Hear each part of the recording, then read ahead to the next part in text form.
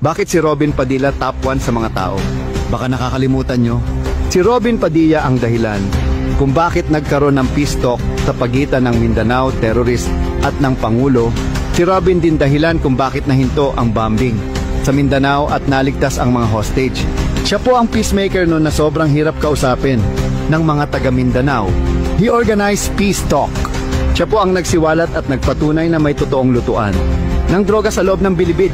Hindi pa siya senador pero may naipasa na siyang batas. Siya ang nagtayo ng Therapeutic Center Against Drug sa loob ng Bilibid. He was elected as Philippine Army Multi-Sectoral Advisory Board Strategic Communication. Hindi siya ma-elect ng Army kung di siya qualified at kung wala siyang kakayahan. Nakapagtapos siya ng criminology kaya wag niyong sabihin na wala naman siyang pinag-aralan. Alam niyo ba kung bakit lumamang? Halos lahat ng kinikita niyan sa endorsement niya binubuhos niya donate sa Mindanao. Isa siya sa major sponsors ng pagbangon at pag-rebuild ng Marawi after nung SF